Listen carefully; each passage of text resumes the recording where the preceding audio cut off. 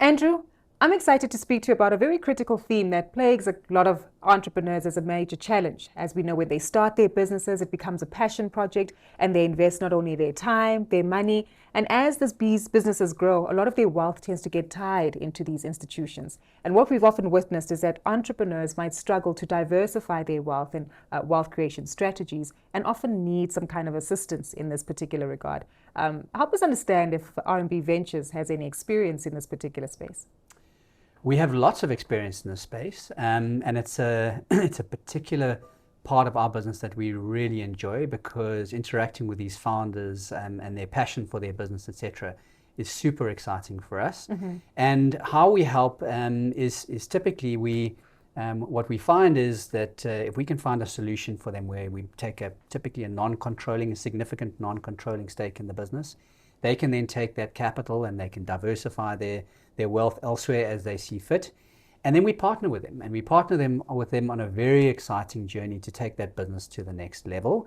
And how we do that is, again, by providing tools and guidance on how to free up that entrepreneur's headspace and time to focus on the stuff that they really enjoy. Yeah. And that's that in itself is a journey and may take us 3, 5, 7 years, whatever it might be. But it's an exciting one, and we do that in partnership with these founders. I'm really intrigued by the sense of partnership there, because as you say, it's a guided transaction and, of course, relationship that's formed here. Perhaps enlighten us with a few examples to understand how RMB Ventures does it in their own unique, specific way.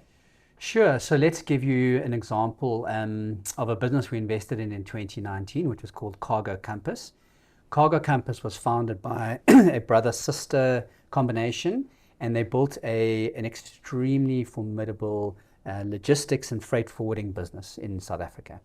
And they've done this over the last 20 years, and they partnered with us firstly to diversify their wealth, but secondly to help them unlock and get to the next level. And what we did for them was essentially we started with structuring a deal that enhanced their BE credentials significantly. So they are now a proudly South African Black-owned company. And we worked with we helped them bring the next level of management into the shareholding base, and we worked with them on strategy and again trying to free up the management's time to focus on what he truly loved, which was sales and creating unique solutions for his customers. That's really what he wanted to do. Yeah. There was a whole bunch of other things. We brought in a CFO, helped with systems and governance, etc.